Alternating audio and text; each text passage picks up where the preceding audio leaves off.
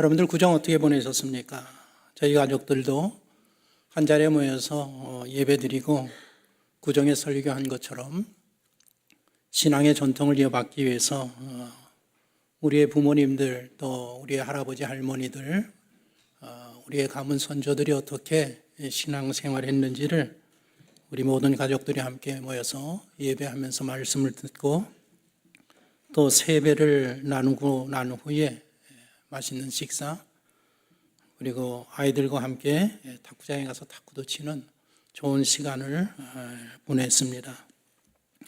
이제 연휴를 잘 보내고 새 마음으로 일상을 다시 한번 새롭게 시작하는 마음을 가지고 시작해야 될 줄로 생각합니다.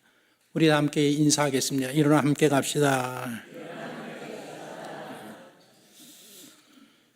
우리는 6주간 걸쳐서 말라기서 말씀을 함께 보았습니다. 올해는 일어나 함께 가자라는 표를 가지고 말라기서를 통해서 우리가 어떤 자리에서 일어나야 될 것인가에 대한 말씀을 함께 나누었고, 오늘부터 한 6주간에 걸쳐서 그러면 우리가 일어난 후에 어떤 공동체의 모습을 지니고 일어나 함께 가야 할 것인지에 대한 문제를 놓고 생각을 해보고자 합니다. 6번에 걸쳐서 우리 그리스도인들의 삶의 태도는 환대라는 것, 다른 사람들을 기쁘게 환영하고 축복하는 그런 자세로 살아가야 된다라는 주제를 가지고 한 6번에 걸쳐서 말씀을 나누고자 합니다. 환대라는 이 단어는 한자로 기쁠 환자와 대접할 대자를 씁니다. 손님을 기쁘게 맞아서 대접하는 것, 찾아온 사람을 반갑게 맞이하고 후하게 대접한다라는 것이 환대라는 의미입니다. 성경적인 관점에서 보면 환대는 단순한 예절이 아니라 관계적인 책임에 가깝습니다. 도덕적으로 그런 모습을 선택하는 게 아니라 하나님의 백성이라고 하면 환대의 그런 관계가 요구되어지는 삶을 산다라는 것, 살아야 된다라는 것입니다. 그리스도인은 어떤 사람인가? 우리는 하나님의 형상과 모습대로 창조된 사람이라고 했습니다. 하나님의 존재 방식과 밀접한 관계를 맺고 있습니다. 하나님은 성부, 성자, 성령 삼위일체로 존재하십니다. 세 분의 하나님이신데 그 하나님이 서로 안에 거하시면서 서로에게 당신을 온전히 내어주시면서 완전한 사랑으로 일치하시는 그런 관계적인 존재로 존재하시는 분이 하나님이십니다. 그렇게 하나님은 당신 안에 갇혀있는 그런 존재가 아니라 서로가 서로에게 열려 계신 존재입니다. 하나님은 이런 존재 방식으로 우리 모든 성도들을 부르셨습니다. 그리스도인들은 예수 안에서 서로 함께 거하는 그런 존재입니다. 다른 사람들과 함께 존재하면서 그들에게 열려있는 모습을 가지고 자신의 고유함을 깊이 만들어가는 그런 존재라고 할 수 있습니다.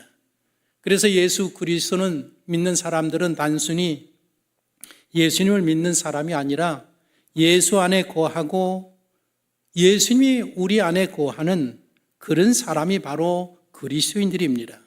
삼위일체는 이 땅을 살아가는 우리 그리스도인들의 존재 방식인 것을 우리에게 보여주고 있습니다.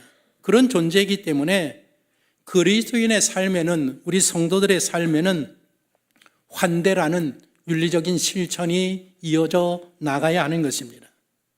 주님은 말씀하셨습니다. 남에게 대접을 받고자 하는 대로 너희도 남을 대접하라.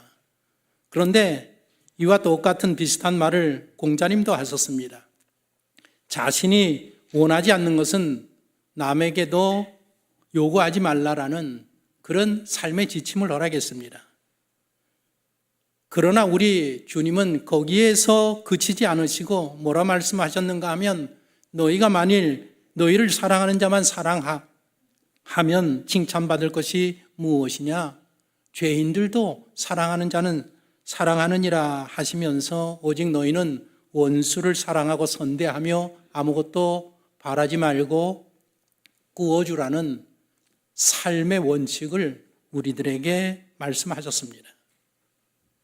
누구나 다 주고받는 그런 사랑, 교환의 방식은 세상 누구나 다 행할 수 있습니다.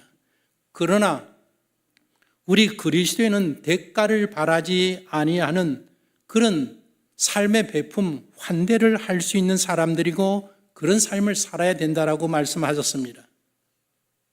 교회 공동체는 이런 존재 방식을 공유하면서 함께 삶을 살아내는 성도들의 모임입니다.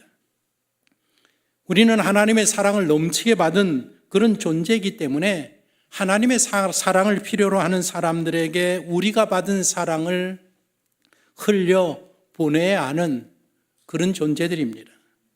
그렇게 우리는 또 하나의 예수님, 또 하나의 그리스도가 되어져야 되는 존재들입니다.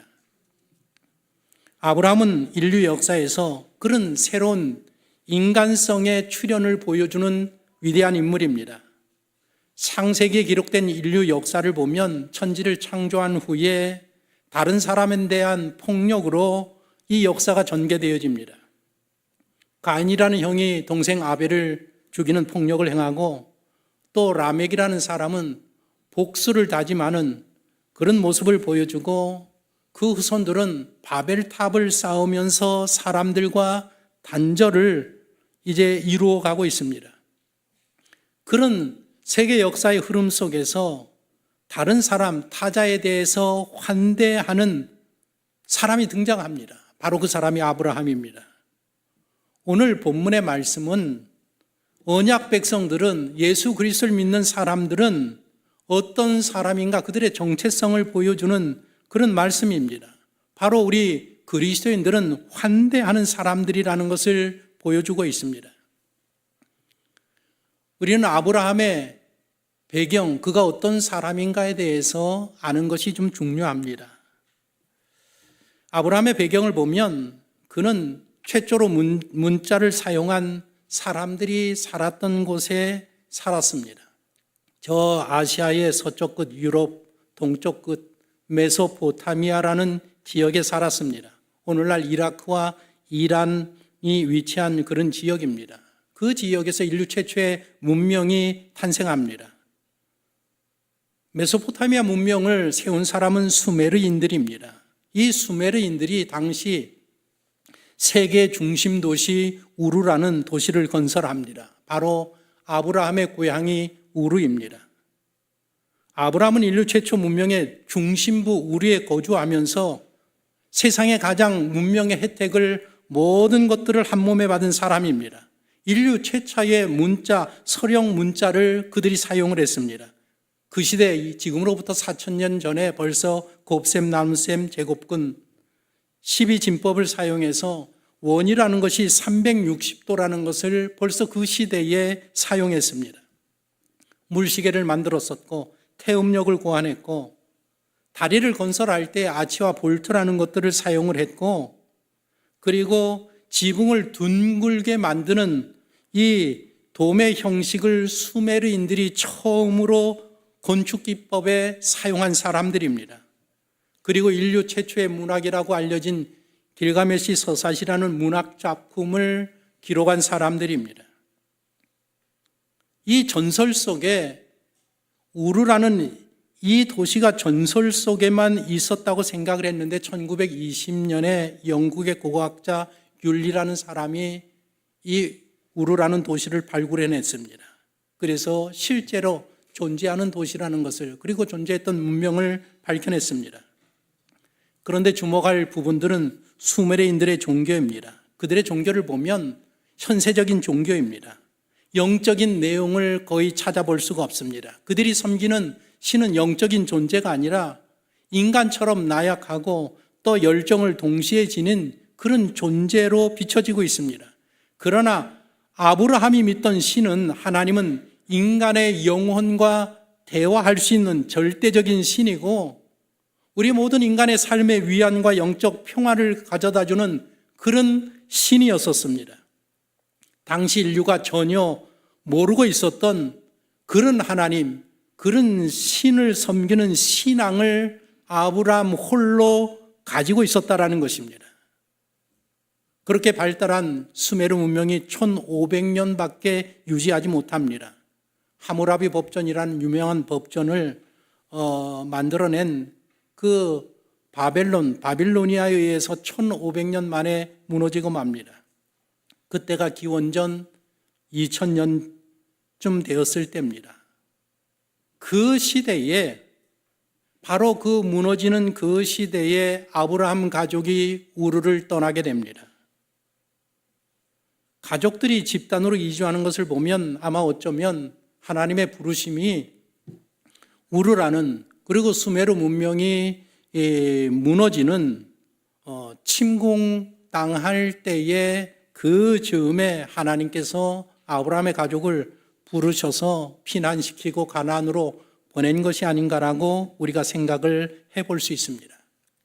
그렇게 아브라함은 하나님의 약속 하나 믿고 메소포타미아 인류의 그 큰 문명을 등지고 미지의 땅으로 걸어갑니다. 그리고 24년이 지난 때였었습니다. 이제는 하나님의 축복으로 2000여 명의 가소를 거느리고 큰 가축들을 거느린 거부가 되었습니다. 한 부족의 족장이 되었고 왕 위치에 있는 그런 존재입니다. 조카 롯과 분가를 시키고 그리고 헤브론 근처 상수리 숲에 거주하고 있을 때에 일어난 일이 오늘 본문의 내용입니다. 한낮 정오쯤 되어서 장막문에 앉아서 쉬고 있을 때에 눈을 들어서 앞을 보니까 갑자기 호련히 3명의 손님, 나그네가 걸어가고 있었습니다. 아브라함이 자리에서 일어나서 달려가서 손님들에게 몸을 구부려 인사합니다. 아주 겸손하게 동양 사람들이 하는 식으로 머리를 숙여서 인사를 하면서 잠시 저희 집에 들으셔서 쉬었다 가시기를 간곡히 청합니다. 이 사람들은 아브라함 집을 향하여서 온 사람들이 아닙니다. 우리는 그냥 지나가는 과객에 불과합니다. 그러나 그러하실지라도 저희 집에 잠시 들려서 식사하시고 잠깐 쉬시고 가시면 영광이겠습니다. 저희 집에 잠깐 오셔서 쉬시면 저희가 음식을 조금 대접하겠습니다. 그렇게 아주 겸손하게 깍듯한 예의로 손님들에게 인사를 드렸고 손님들이 그러면 그렇게 하시죠 해서 아브라함 장막으로 손님 3사람이 들어오게 됩니다. 아브라함은 아내 사레에게 손님 3분이 왔으니까 고운 가루 3아스를 반죽해서 빵을 만들라고 부탁을 합니다. 고운 가루 3아스라는 것은 밀가루로 따지면 한 25kg 되는 밀가루입니다. 25kg면 얼마나 많은 겁니다. 3사람을 대접하는 데에 이 아브라함이 그 많은 그것으로 빵을 만들라고 부탁을 합니다. 그리고 자기는 달려가서 송아지 중에 가장 좋은 송아지를 끌어내어서 종에게 잡게 합니다. 그렇게 급하게 빵을 만들고 그 다음에 고기를 굽고 치즈와 우유를 푸짐하게 한 상 차려서 대접을 합니다. 그러면 주인이 보통은 동석해서 같이 식사하면서 대화를 나누는데 아브라함의 경우는 함께 나누지 아니하고 마치 종업원처럼 그 나무 그늘 아래 서서 그들에게 시중을 드는 그런 모습으로 이 손님들을 대접합니다. 손님을 대접하는 이 풍속은 동방뿐만 아니라 우리 동아시아에서도 일찍부터 있었습니다. 우리나라의 경우에는 옛날 삼국 시대부터 손님이 찾아오면 잘 대접해야 되는 것이 우리의 풍습이었고 우리의 도덕이었었고 우리의 윤리였었습니다. 그 당시에 어디를 가려고 하면 늘 걸어서 가야 되는 시대입니다. 가다가 노잣돈이 떨어지고 잘 곳이 마땅하게 없을 때에 그리고 해가 져서 황혼이 깃들면 어느 집에든지 찾아가서 오늘 하룻밤만 묵어서 갈 수 있겠습니까? 라고 청하면 모든 사람들이 흔쾌히 그분을 손님을 집으로 모셔서 식사를 대접하고 사랑채나 머슴방에 묵게 했던 그런 풍속이 우리나라에 벌써 삼국시대부터 그런 풍속이 있었다는 것입니다. 우리 동아시아뿐만 아니라 동방 지역에도 아브라함이 거주하던 그 지역에도 이런 풍속이 흘러 내려왔었습니다. 그러나 특별히 너희가 객을 돌아보고 고아를 돌보고 과부를 돌보고 외로운 사람을 돌보고 가난한 사람들을 돌아봐야 된다라는 것은, 그것은 하나님께서 십계명을 주시면서 구약의 말씀이 기록될 때부터 이 근동에서 모든 사람들이 지켜야 될 율법으로, 도덕 율례로 정해졌다라는 것입니다. 그러나 아브라함은 그런 시대보다 벌써 먼 시대, 아직 그런 율법 규례들이 정해지지 않았던 시대에 살았던 인물입니다. 그럼에도 불구하고 이렇게 지나가는 과객들에게 정성을 다하여서 최선을 다해서 환대하고 대접하는 것을 보면 그 모습 속에서 우리는 아브라함이 어떤 사람인지, 그의 인품과 그 사람의 됨됨이와 그리고 그의 신앙을 가늠할 수 있는 중요한 하나의 장면이 알 수가 없습니다.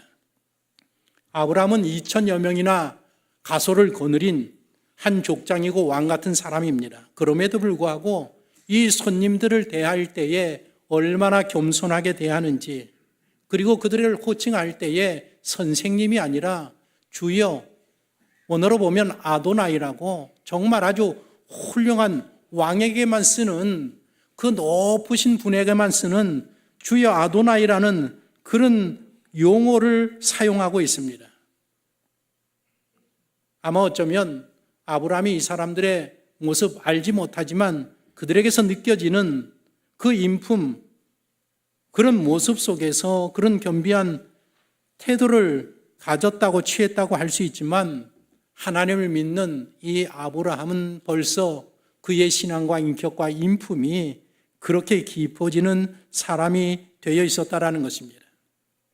그래서 어쩌면 여러분들 창세기에 가서 아브라함의 삶의 모습을 쭉 여정들을 보십시오.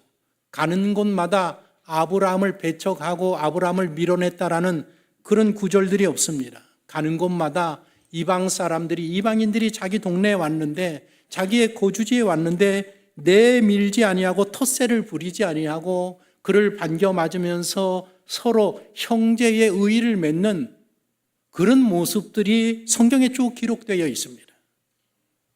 모든 사람들과 관계가 좋았던 것은 아마도 아브라함의 인격과 성품, 신앙이 깊었기 때문에 그러지 아니하였는가 생각할 수 있습니다.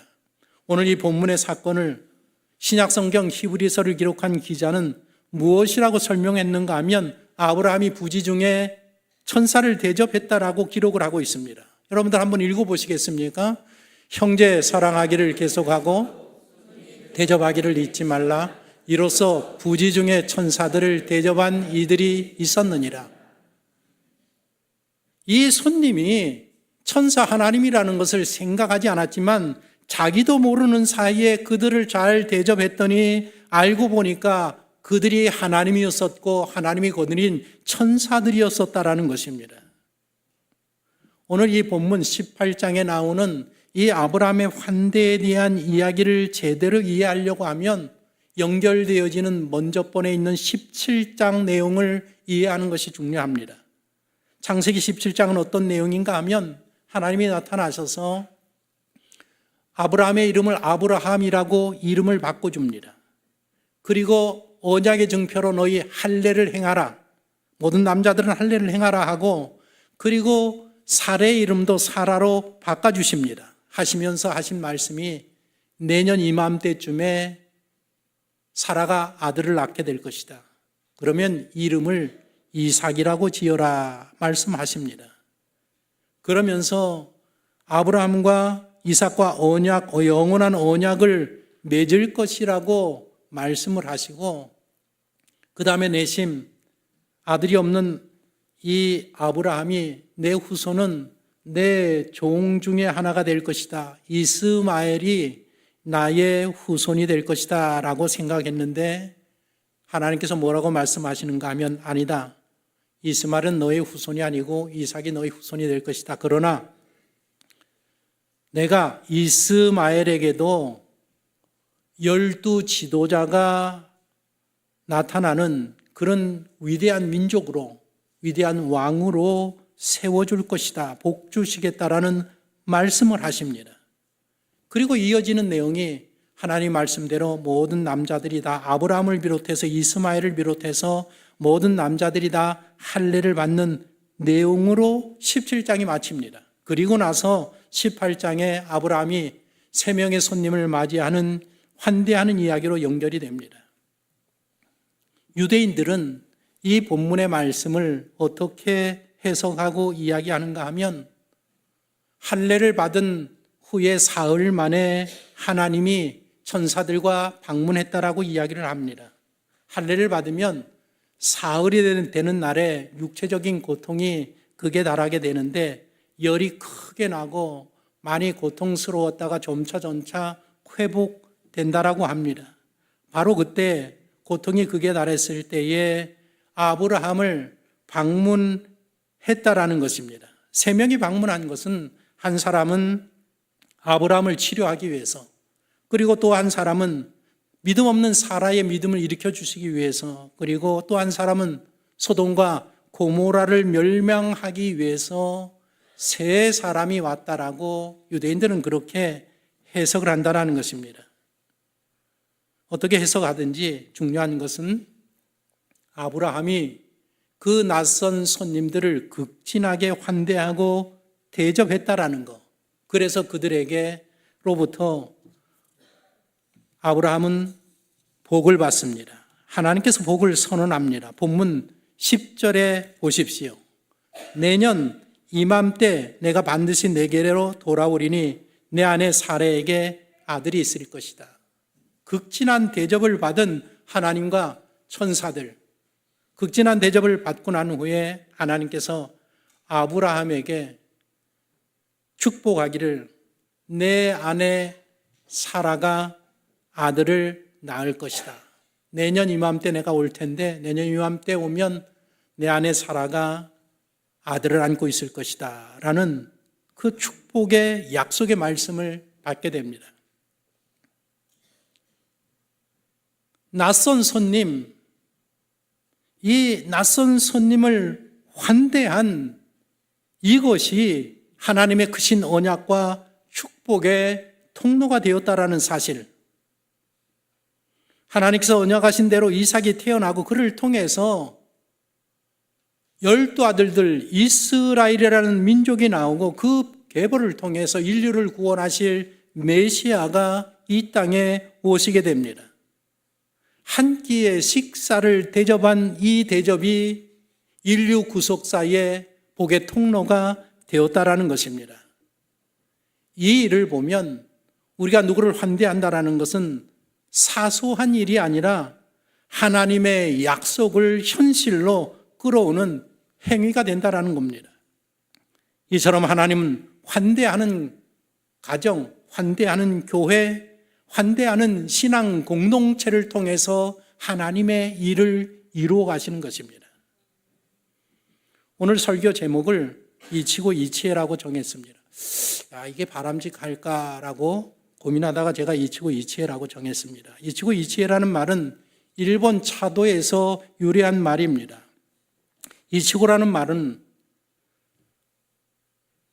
한 번의 기회, 한 생에 한 번의 기간, 한 번의 기회라는 뜻이고, 이치해라는 말은 한 번의 만남이라는 그런 뜻입니다.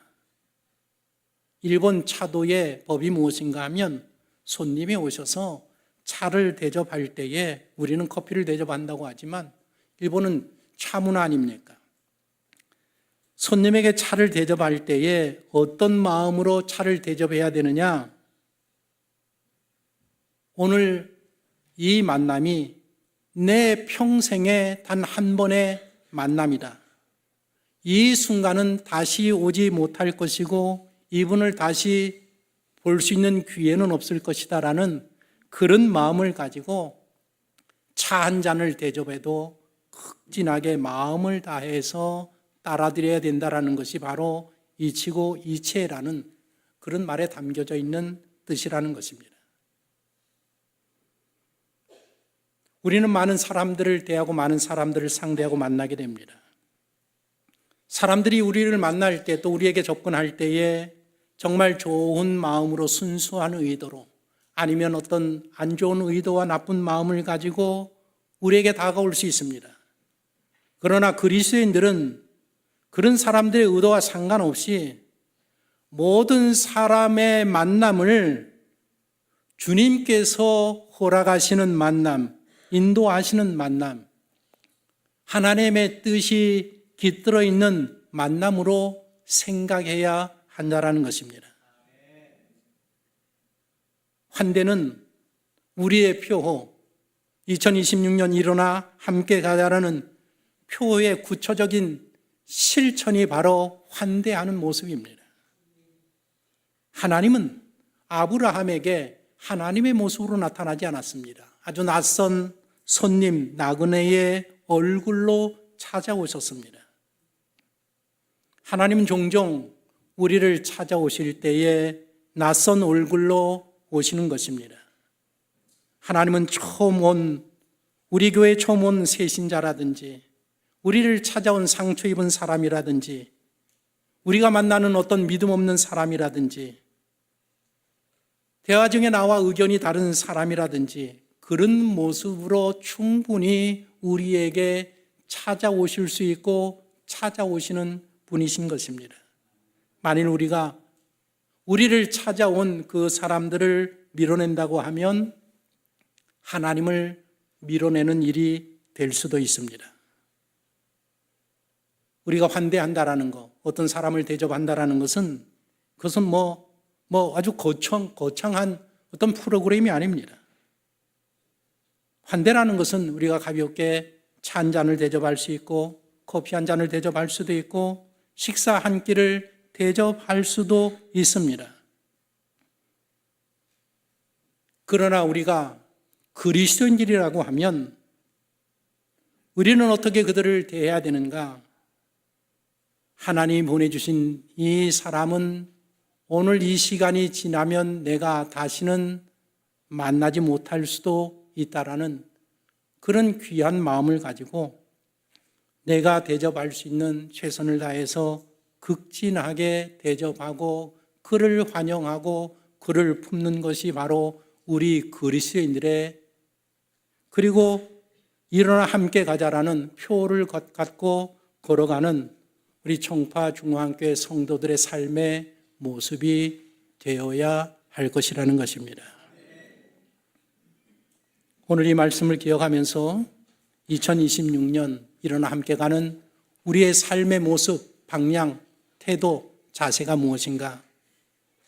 나를 찾아오는 모든 사람, 내가 만나는 모든 사람들을 주의 이름으로 환대하는 그런 신앙의 삶을, 성도의 삶을, 한 사람으로서의 삶을 살아가는 우리 청파중앙교회 신앙 공동체가 되시기를 예수님의 이름으로 축복합니다.